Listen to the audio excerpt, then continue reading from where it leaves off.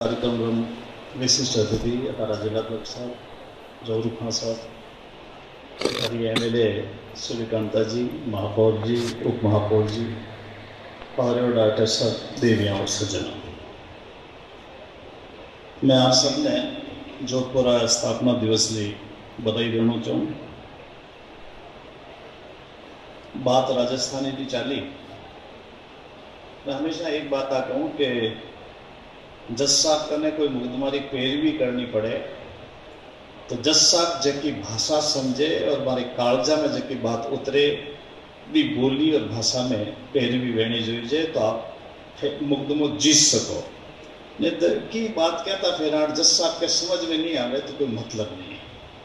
ये वास्ते में आज जोधपुर की जड़ानी बात आपके सामने रखा वास्ते हाजिर हुआ। आज की बात तो कलेक्टर साहब कह दी और ये वास्ते जो भी देश और जो भी समाज आपके जड़ों अगर न्यारो हो जावे, अगर कोई पेड़ भी एक भी जड़ा अगर खत्म हो जावे अभी में अगर मान लो उदय लग जावे तो जीव तो नहीं रह सके। ये वास्ते महाराजा साहब आज आप कार्यक्रम जोधपुर लोगों ने और जोधपुर अटू जितना भी गियोड़ा लोग है मारी जड़ों जोड़वा कार्यक्रम है, परिवार आपने बधाई देना। राव जोधा जी जोधपुर की स्थापना करें। जोधपुर की स्थापना कोई सामान्य परिस्थितियों में नहीं है। अगर राव जोधा जी को समझने का प्रयास नहीं करेंगे तो जोधपुर का स्थापना दिवस मनाने के अंदर हम सम्मिलित होकर के भी सम्मिलित नहीं हो पाएंगे। आप अच्छे तरीके से जानते हैं कि राव रणमल जी का जिस प्रकार से उनके साथ में घटनाक्रम मेवाड़ के अंदर हुई और उन्होंने अपने शूरता के साथ वीरता के साथ जो कुछ भी इस देश के अंदर तत्कालीन परिस्थितियों में अपना जो आभा मंडल का विस्तार किया, उसे परेशान होकर उससे द्वेष रखकर उनके साथ धोखा किया गया। उसमें उम्र क्या थी? राव जोधा जी 12 वर्ष के थे। 12 वर्ष की आयु में उन्होंने पिता के साथ युद्ध की भूमि में खड़े रहकर, युद्ध की भूमि में साक्षात युद्ध क्या होता है उस सबको अपनी आंखों से देखा, अपने अंतरंग रूप से अपने शरीर के अंदर उसको उन्होंने आत्मसात किया और वह संस्कार था जिस संस्कार ने 15 वर्ष तक निरंतर संघर्ष के बाद जोधपुर की स्थापना से पहले उन्होंने मंडोर को हस्तगत किया, अपने जितने भी विरोधी थे उनको परास्त किया। और इसलिए राव जोधा जी ने राव रणमल जी की धोखा के साथ उनकी जो हत्या हुई थी और उस युद्धों के बीच में से जब निकल करके वापस राव जोधा आए, उनके साथ कौन थे? एक भाई चांपा जी और दूसरे उनके साथ में दूसरे उनके जो भाई थे बरजान जी, वो आए। और आने के बाद आप कल्पना कर सकते हो मेवाड़ के कुंभा जैसे राणा, वो विरोधी धोखे से हत्या कर दे। और उसके बाद 12 वर्ष के राव जोधा ने संकल्प किया और संकल्प करने के बाद मैं आज स्थापना दिवस पर जोधपुर वासियों आपको इस बात के लिए बधाई देना चाहता हूं कि राव जोधा ने केवल जोधपुर के किले की स्थापना नहीं की बल्कि हिंदुस्तान में एक शक्तिवान एक शासन की एक धुरी के रूप में जोधपुर को एक सम्मान दिलाने का काम प्रारंभ किया। इसलिए मैं आपको इस बात के लिए बधाई देना चाहता हूं। मंडोर किले पर राव जोधा जी का जब अधिकार हो गया तो उनके बड़े भाई अखेराज जी थे, उन्होंने अपने हाथ पे तलवार का एक चीरा लगाया और उस खून से उन्होंने उनका तिलक किया। उसके बाद में विधि विधान के द्वारा जब सब कुछ ठीक अनुकूलता बनी, शास्त्र के विधान के अनुसार वो गद्दी पर बैठे। और केवल इतना नहीं बल्कि जब सत्ता साथ होती है, शक्तिवान होते हैं तो विरोधी भी समझौता करते हैं। और महाराणा कुंभा ने केवल समझौता नहीं किया बल्कि मेवाड़ की राजकुमारी की शादी भी राव जोधा जी से कर दी, जिन्होंने उनके पिता की हत्या की थी। यह होती है शक्ति, यह होती है ताकत। और इसलिए मैं देश के सत्ता में बैठे हुए लोगों से बात कहना चाहता हूं कि यदि दुनिया के सामने कोई बात रखना चाहते हो तो जोधपुर के स्थापना दिवस पर और जोधपुर के स्थापना करने वाले राव जोधा जी के चरित्र से सीखो। दुनिया तुम्हारे सामने नतमस्तक होगी और भारत का सम्मान करके खड़ी हो जाएगी। राव जोधा जी का राज्याभिषेक होने के बाद उन्होंने मंडोर से ये 6 मील दूर यहाँ पर जोधपुर के किले की स्थापना की। करणी जी महाराज का उनको आशीर्वाद था। पर मित्रों, मैं थोड़ा अलग हटना चाहता हूं। आज का युग डीएनए का है। एक साइंटिस्ट बैठे हैं। जोधपुर का डीएनए कितना पावरफुल है, मैं आज सब के उन विषयों को लेकर आपको बधाई देने के लिए खड़ा हूं। जोधपुर का डीएनए टेस्ट किया जाए तो जोधपुर के राव जोधा जी के पुत्र बीका जी, छोटे भाई रावत कांधर, चाचा और भतीजे आपस में बातचीत कर रहे हैं। राव जोधा जी कहते हैं, क्या काका भतीजे ने कोई नए राज्य की स्थापना की सोची है क्या? बस इतनी।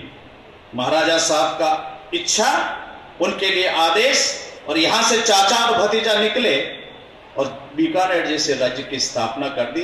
ये जोधपुर का डीएनए है। इसलिए जब जोधपुर का स्थापना दिवस मनाते हो तो जोधपुर के वंशज राव बीका को जब हम बीकानेर की स्थापना और वहां के महाराजा बनने की बात, और रावत कांधल ने जीवन पर्यंत, आप कल्पना कर सकते हो, भतीजे को लेकर साथ गए। दीदी आप तो जानते हो आजकल टिकट लेने के लिए लोग जाते हैं सिफारिश करने के लिए, और आपको छोड़कर खुद ही टिकट मांग लेते हैं।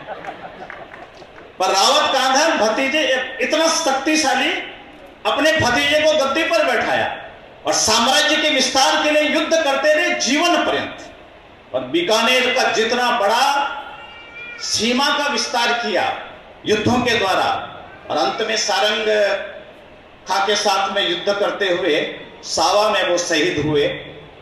महाराजा साहब, मुझे इस बात का गौरव मिला कि मैंने पिछले कार्यकाल में रावत कांधल का सावा में उनकी भव्य प्रतिमा, मेटल की अष्ट धातु की मूर्ति लगा करके उनका स्मारक बनाने का मुझे सौभाग्य मिला था। इसलिए मैंने रावत कांधल के जीवन को, मारवाड़ के इतिहास में और मारवाड़ के राव जोधा के वंशजों में रावत कांधल को हम एक तरफ नहीं रख सकते।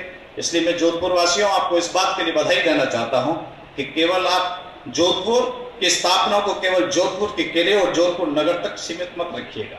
राव जोधा के वंशज और जोधपुर के डीएनए ने बीकानेर और बीकानेर से आगे जाकर हिसार तक अपने राज्य का विस्तार अपनी ताकत के आधार पर, तलवार के आधार पर, अपनी सेना के आधार पर, अपनी वीरता और शूरता के आधार पर जितना साम्राज्य का विस्तार किया वो जोधपुर के कारण हुआ और राव जोधा के वंशजों ने किया। इसलिए मैं जोधपुर के वासियों आपको इस बात के लिए आज बधाई देना चाहता हूं। इससे थोड़ा और आगे चलें, और अगर आगे चलना चाहते हैं तो मैं एक बात करता हूं कि केवल शूरता और वीरता की बात करते हैं। राव जोधा जी के वंशजों में से राव दूधा जी और राव दूधा जी की पोती मीराबाई, राव जोधा जी की पड़पोती। अरे मीरा जिसके वंश में पैदा हुई हो, जिसका डीएनए, जिसका वंश में मीराबाई पैदा हुई हो, इस संसार में आपका कोई मुकाबला कर सकता है क्या? है क्या मीराबाई की दुनिया के अंदर? आज जोधपुर के वासियों जरा मीराबाई को जोधपुर में बसा के तो देखो। संसार का और भारत का ऐसा कौन सी जगह होगी जहां मीराबाई को नहीं जानते होंगे?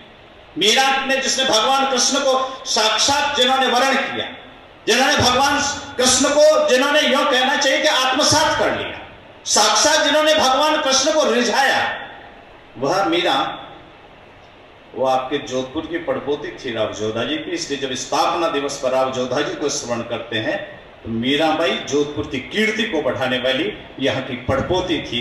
इसलिए मैं आपको बधाई देना चाहता हूं।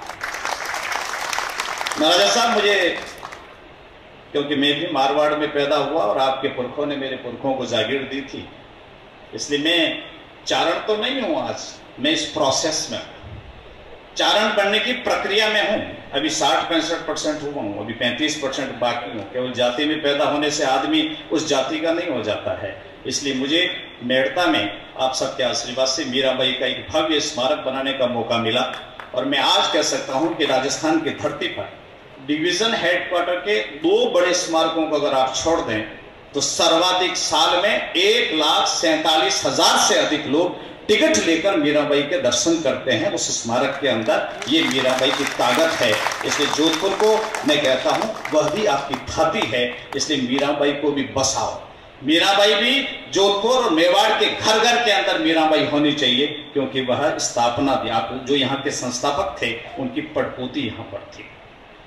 मैं एक बात और कहना चाहता हूं। आपका के इतिहास का बहुत उज्जवल पृष्ठ है, वो है बीकानेर के पृथ्वीराज राठौड़ का। पृथ्वीराज राठौड़ बीकानेर के महाराज जो राय सिंह जी थे उनके छोटे भाई, बहुत पराक्रमी, बहुत सूरवीर, प्रखर विद्वान। वैरी कृष्ण रुक्मणी जैसी रचना जिन्होंने की, जिसको चौथा वेद करके विद्वानों ने जिसकी प्रशंसा की। मैं आज आपसे कहना चाहता हूं कि पृथ्वीराज राठौड़ के साथ महाराजा साहब आज एक आपका बहुत स्वर्णिम प्रश्न जुड़ा हुआ है, और जो सारे विश्व में था, इस कुप्रथा से त्रस्त था, उसको समाप्त करने का काम जब क्षत्राणी ने किया, वो आपके जोधपुर के महाराजा राव जोधा जी के वंशज पृथ्वीराज राठौड़ की रानी थी चंपादे, और जिसने पृथ्वीराज राठौड़ और राजलबाई के सहयोग से इस कुप्रथा को समाप्त किया। यह हिंदुस्तान के इतिहास में स्वर्णिम पृष्ठ में लिखा जाने वाला इतिहास का पृष्ठ है, जिसके बिना हम स्वाभिमान से खड़े नहीं हो सकते। इस हिंदुस्तान को स्वाभिमान से खड़ा रखने का काम किसी ने किया? महाराजा अगस्त सिंह साहब, तो आपके यहाँ के डीएनए, आपके यहाँ के वंशज ने किया। इसलिए मैं जोधपुर के महानुभावों आपको इस बात के लिए बधाई देना चाहता हूं। इस इतिहास के पृष्ठ को भी खोलो, इस इतिहास के पृष्ठ को भी घर में रखो, इस इतिहास के पृष्ठ को भी बच्चों को पढ़ाओ, ताकि गौरव से खड़े होकर कह सके कि हमारे यहाँ कैसे कैसे होते थे। महाराणा प्रताप का नाम इतिहास में बहुत बड़ा है। महाराणा प्रताप के मन में जब उलझन आई, मन उद्वेलित होने लगा, विपरीत परिस्थितियां आई, तब उनको भी प्रेरणा देकर के खड़े रहने का काम, स्वाभिमान का स्मरण कराने का काम, हिंदुआ सूरज की बात कह करके उनको कहां रहना चाहिए, ये काम भी किसी ने किया महाराजा साहब। तो इसी महाराजा राव जोधा जी के वंशज पृथ्वीराज राठौड़ ने किया था। वो पाथल और पीथल को आप सब जानते हैं, है ना इतिहास में आपके पास। और ये जोधपुर वालों, इसके ऊपर आपको गौरव क्यों नहीं होता? बोलो, ये हमारा वंशज था, जोधपुर का वंशज था, जिसने महाराणा प्रताप को जब कहीं अकबर से समझौते की बात मन में आई होगी, उस समय उसकी लेखनी ने महाराणा प्रताप को प्रेरित किया था, और महाराणा प्रताप रह गया। मैं दो लाइन कहना चाहता हूं।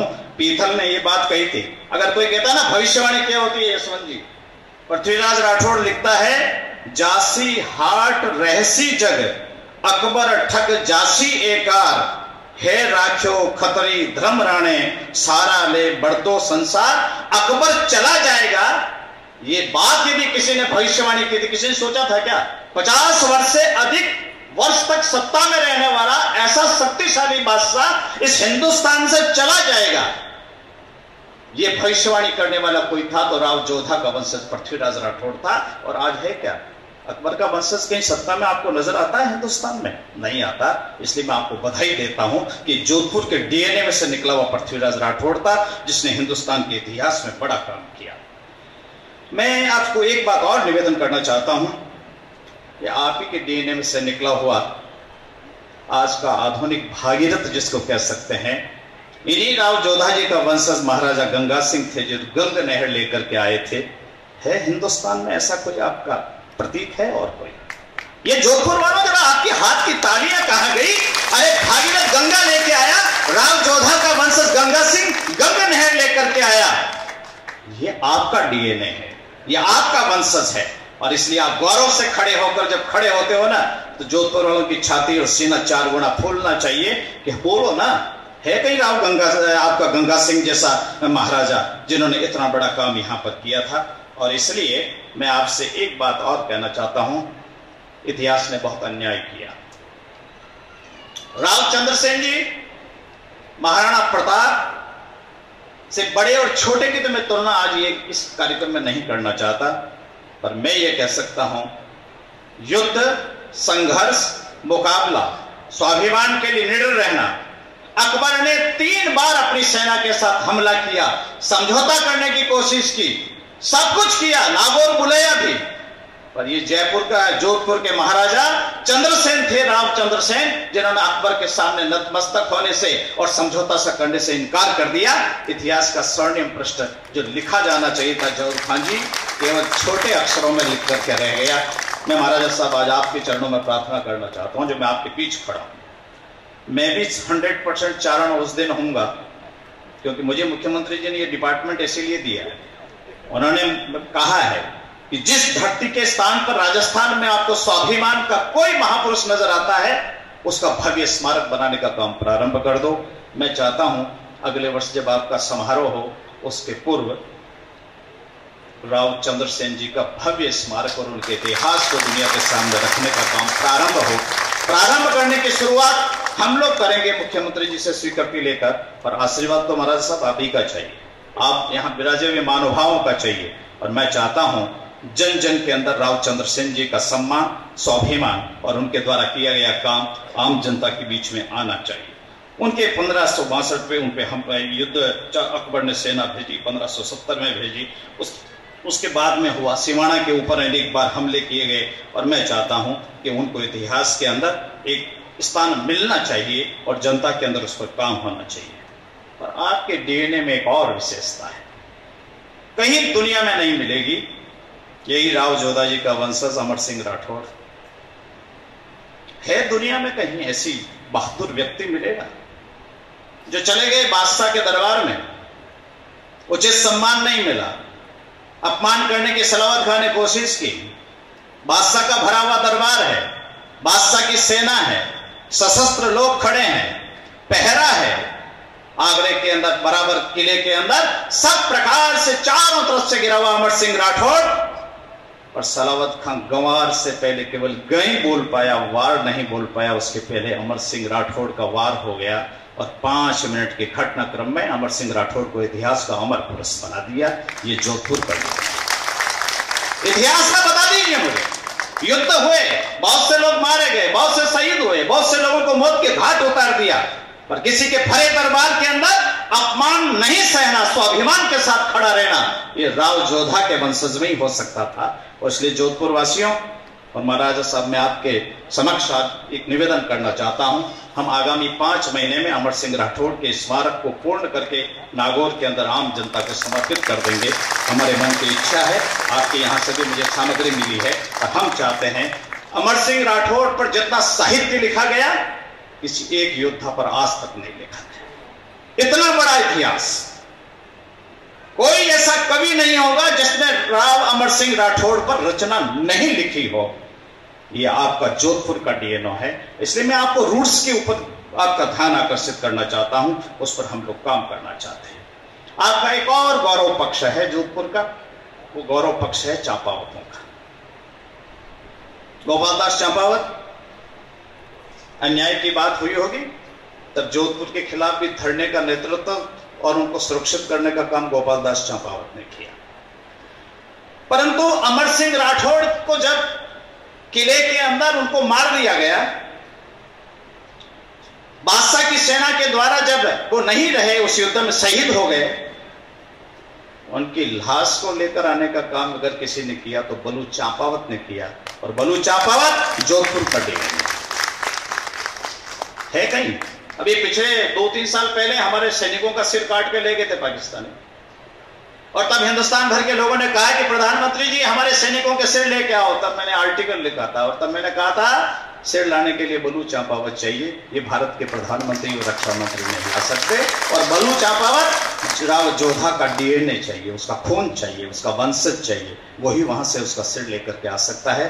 महाराजा साहब, ये एक गौरवशाली प्रश्न, और बलू चांपावत को भी यश और कीर्ति के साथ हम नागौर के स्मारक में स्थापित कर रहे हैं। हमने उनकी मूर्ति बनाकर तैयार की है, कुछ दिनों में आम आदमी के सामने होगा। केवल इतनी बात नहीं है, बातें थोड़ी पुरानी हो गई, अंग्रेजों का शासन आ गया, आजादी की लड़ाई चली जोधपुर के महाराजा साहब। तब आपके यहाँ जो महाराजा थे वो गुजरात से गोद आए थे, उनमें राव जोधा जी का खून नहीं था। पर यदि अंग्रेजों के खिलाफ सशस्त्र विद्रोह यदि कहीं मारवाड़ में हुआ, राजस्थान में हुआ, तो जोधपुर लेजेंड ने एरनपुरा की छावनी में आपके सैनिकों ने किया। अंग्रेजों के खिलाफ यदि सशस्त्र यदि किसी ने युद्ध किया तो आपके चांपावत के वंशजों खुशहाल सिंह के नेतृत्व में हुआ। अंग्रेजों के पॉलिटिकल एजेंट का सिर काट करके यदि फोर्ट पर लगाने का काम करके अंग्रेजों को भारत छोड़ने की बात किसी ने कही तो आपके डीएनए वाले चांपावतों ने की। इसलिए आजादी की लड़ाई में भी आपका योगदान कम नहीं रहा है।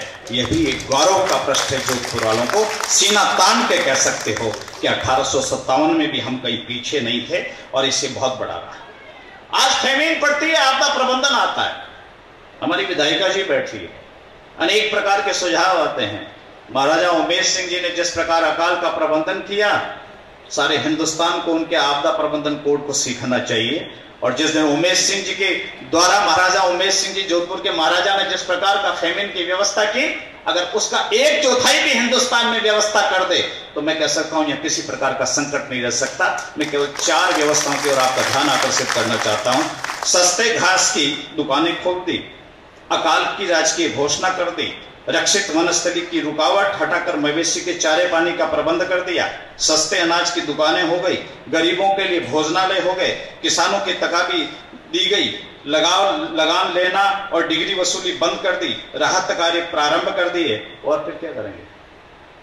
इतनी व्यवस्था अगर आज आप और हम कर दें, ये महाराजा साहब से सीखो ना, ये भी जोधपुर के डीएनए में है कि हाउ टू रूल, आम जनता के दुख और दुखड़े में भागीदार कैसा होना चाहिए, ये भी मारवाड़ से सीखा जा सकता है। और इसलिए दुश्मन दुश्मन होता है, दुश्मन की 4 पीढ़ी भी अगर हमारे पे शासन कर लेना तो जब तक उसको बाहर नहीं करते तब तक स्वतंत्र नहीं हो सकते। यदि दुर्गादास राठौड़ ना होता तो मुगल सल्तनत जाती क्या यहां से? हिंदुस्तान से यदि मुगल साम्राज्य को समाप्त करने का काम किसी ने किया तो दुर्गादास राठौड़ ने किया। और दुर्गादास राठौड़ आपका, आपके मारवाड़, आपके जोधपुर का, आपके हिंदुस्तान का एक गौरव पुरुष है।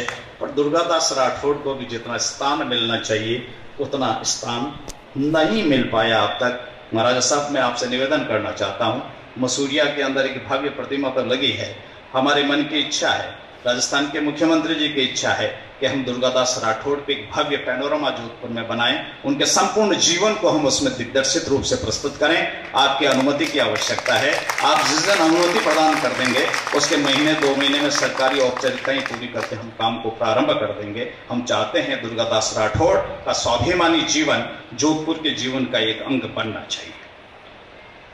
1-2 छोटी छोटी बात कहना चाहता हूं।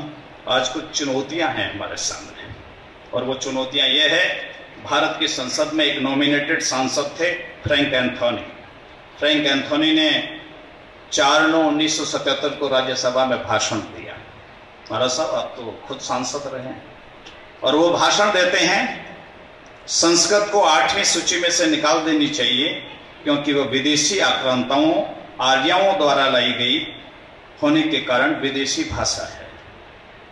मैं आपको इसलिए कहना चाहता हूं कि आपका समृद्ध इतिहास है, आपकी धरोहर है, और हिंदुस्तान के सामने चुनौतियां क्या है। अगर कोई आदमी हिंदुस्तान के संसद में कहता है कि संस्कृत विदेशी भाषा है क्योंकि विदेशी आर्य इसको लेकर के आए थे, ये चुनौती है हिंदुस्तान के लिए। ये जब राजस्थानी की बात करते हैं ना, मालू जी बैठे होंगे यहां, समझो क्या स्थिति है। आर्थर ए मैकडॉनल्ड हुए हैं, वो कहते हैं कि भारतीयों ने इतिहास लिखे ही नहीं क्योंकि उन्होंने कभी कोई ऐतिहासिक कार्य किया ही नहीं। इस मैकडॉनल्ड को जोधपुर में लाकर 6 महीने रख दो, उसको इतिहास मालूम पड़ जाएगा। और इतिहास क्या लिखा गया? मारवाड़ का अकेला इतिहास इंग्लैंड और अमेरिका का दोनों मिला दो तो उससे 18 गुना ज्यादा विस्तृत है, ज्यादा भारी है, संख्यात्मक गुणात्मक दृष्टि से ज्यादा है। मैकडॉनल्ड को जानकारी नहीं है। और एक नेहरू पुरस्कार के विजेता प्रोफेसर ग्रिगोरी बोगार्ट कहते हैं, आर्यों की मूल भूमि काले सागर के समीपवर्ती मध्य एशिया में थी। हमको ये पढ़ाना चाहते हैं। और एक कॉमरेड ताराचंद लिखते हैं, आदि शंकराचार्य को अद्वैत वेदांत की प्रेरणा 9वीं शताब्दी में अरबों से मिली थी। ये हिंदुस्तान के बारे में लिखने वाले लोग हैं। और मैक्स मुलर आगे कहता है, वैदिक सूक्तों की बड़ी संख्या बिल्कुल बचकानी और जटिल और अत्यधिक साधारण है। मैं आपसे एक बात कहना चाहता हूं महाराजा साहब, आपके पुरखों ने एक गौरवशाली काम किया। वो ये किया कि उन्होंने कविराजा अपने यहां रखे, इतिहास को लिखने वाले लोग अपने यहां रखे, यश और कीर्ति का विस्तार देने वाले लोगों को प्रश्रय दिया। और इसलिए जम्मू कश्मीर के महाराजा साहब कहीं संबंध करने गए थे तो उनको दूसरों ने पूछा, आपके यहाँ कोई कविराजा है? कहा नहीं है। कहा आपका हमारा रिश्ता नहीं हो सकता। और उसके बाद यहाँ से मारवाड़ से ले जाकर एक कविराजा वहां रखे, आज भी लाल चौक में उनकी हवेली बनी हुई है। आपने जितना साहित्यकारों को प्रश्रय दिया मारवाड़ में, जितना साहित्य सृजन के नाते आपने वातावरण दिया, उनको जीविका प्रदान की, हिंदुस्तान के अंदर किसी देश में नहीं मिल सकती, किसी राज्य में नहीं मिल सकती। उतना बड़ा लिखा हुआ साहित्य आपको कहीं नहीं मिल सकता। और यह काम सामान्य नहीं है। ऐसा थोड़ी है सबने आपके अनुकूल ही लिखा होगा, आपके विपरीत भी लिखा होगा, आपके पुरखों के विपरीत भी लिखा होगा, फिर भी उनको प्रश्रय दिया, उनके लिखने की स्वतंत्रता आपने प्रदान की। लेखनी को जिंदा और शाही को जिंदा रखने का काम किसी ने किया तो मारवाड़ के लोगों ने किया। मैं आपको इस बात के लिए बधाई देना चाहता हूं और इसलिए मैं एक 4 लाइन कह के अपनी बात को पूरा करता हूं। एक हर्राज हुए हैं, रावल हर्राज जैसलमेर, उन्होंने कहा था जावे गढ़ राज फल जावे। उनका राज जाता तो जाए, गढ़ जाता तो जाए।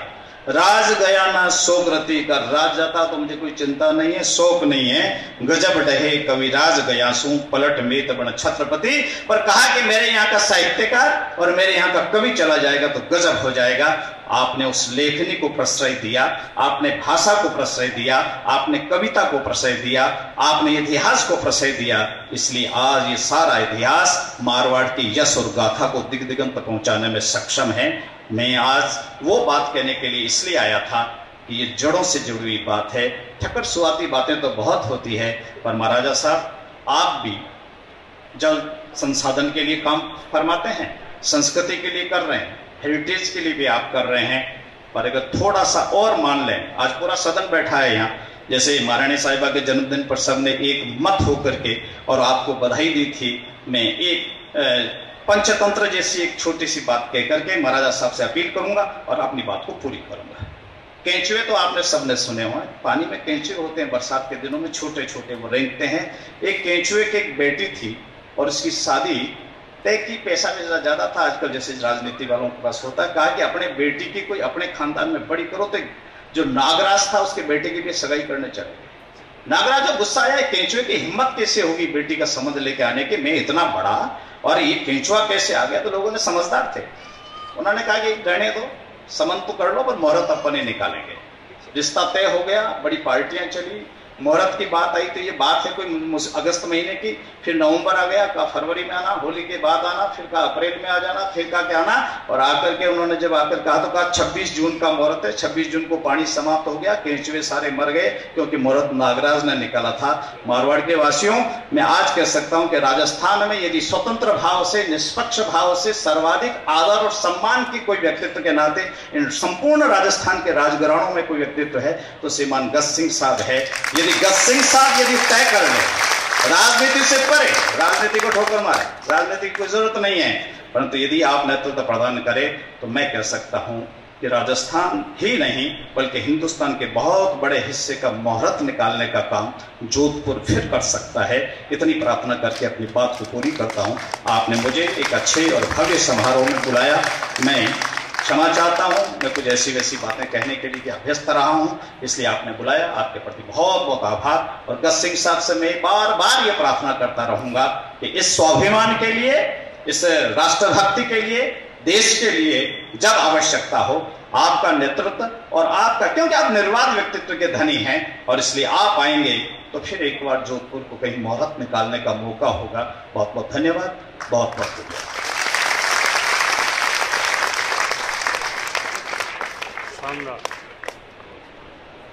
मां सरस्वती रा लाडला सपूत आदर जोग